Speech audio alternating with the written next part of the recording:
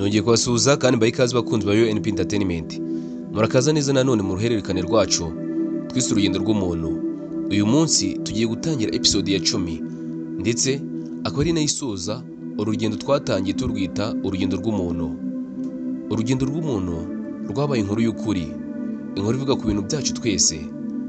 Twagiye tuvuga uko umuntu aboneka, tuvuga uko umuntu akura, akimvamo impinduka, akamenya guhitamo inzira ze, ndetse twabonye nuko umuntu yisuganya mu nzozi ze ndetse n'intego.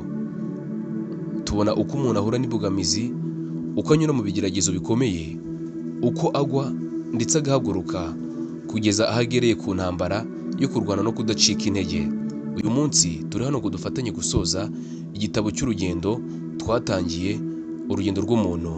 Ariko se koko urugendo rw'umuntu rurangira ryari?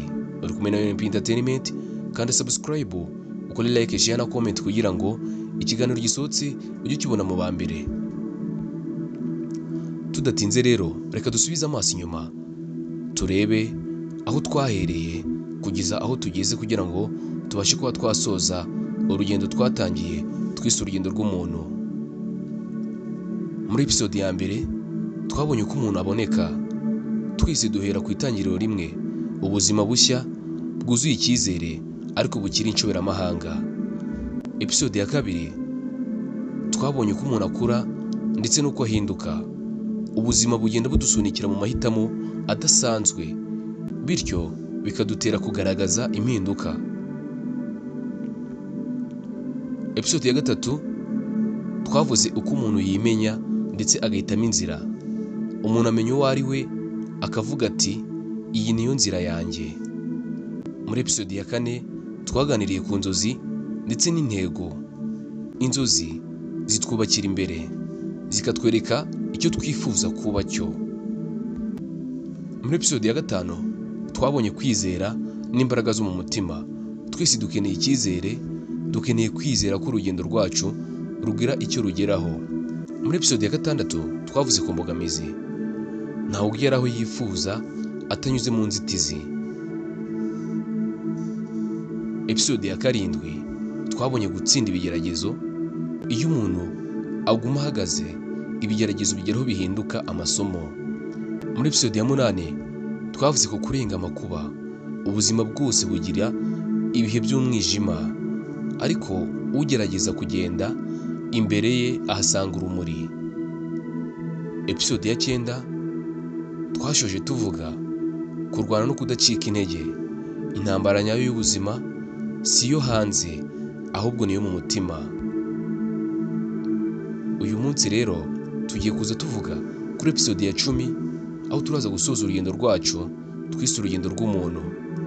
Nta rugendo rw'ubuzima rworoshye, yemwe nta n'umuntu ubaho atarigeze kuba hasi. Ariko urugendo nyarwo rw'umuntu rurangwa no guhaguruka inshuro nyinshi kurusha uko agwa inshuro nyinshi. Buri mbogamizi, buri kigeragezo, buri gahinda, byose ni intambwe imuganisha ku ntsinzi. Umunyarwanda niwe wavuze ati uwitonze arusha uwihuta kugera kure. Kandi koko intsinzi si uguha amaso gusa ku byishimo byo hanze, ahubwo ni ukumva imbere muri wowe ko warwanya intambara yawe ndetse ukayitsinda. Mu by'ukuri uzasanga hari abantu bagenda bibaza ngo intsinzi nyayo ni iyihe. Hari abavuga ko intsinzi nyayo ari amafaranga, abandi bakavuga ko ari icyubahiro, mu gihe abandi bavuga ko ari ibintu byo kubonwa cyangwa se gufatwa nk'umunyacyubahiro. Ariko mu by'ukuri intsinzi nyayo mu rugendo rw'umuntu ni amahoro yo mu mutima. Ni umwanya wumva uvuga uti nagize ku ntego zanjye, nubwo urugendo rwari rurerure, nubwo inzira yari ndende cyangwa se ari inzitane, nubwo nakomerejwe, ubu ndi hano ndi umutsinzi.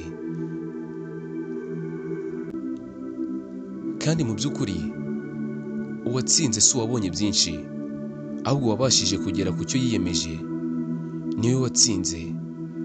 Utsinze si uwirata, ahubwo ni uwafashije abandi mu rugendo rwabo.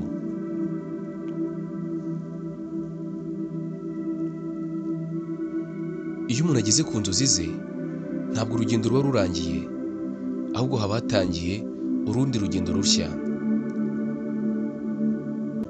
Mu by'ukuri umuntu wabashije kwihanganira ibimugerageza mu rugendo rwe atangira kugira n'icyerekezo gishya. Iyo umuntu ageze ku nzozi ze ntabwo urugendo ruba rurangiye, ahubwo haba hatangiye urundi rugendo rushya, kuko ubuzima bw'umuntu burangwa no guhinduka, gukura no kongera guharanira ikindi kintu gishya. Nta mwanya wo kuvuga ngo noneho ndarangije, kuko umunsi uzavuga utyo ni wo munsi intambwe zawe zizaba zitangiye.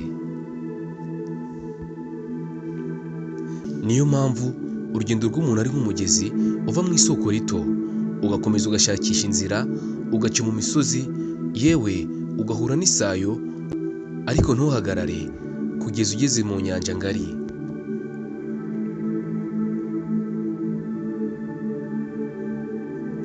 Reka dufatire hamwe ubutumwa bwo gusoza uru rugendo rw'umuntu.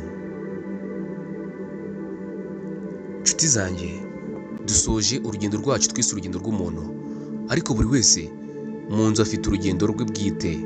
Hari abari mu ntangiriro, hari abakiri mu nzozi, hari abari hagati ndetse barwana n'imbogamizi, hari n'abandi bamaze gutsinda byinshi ariko bakibaza ngo ese hari n'inzozi nshya?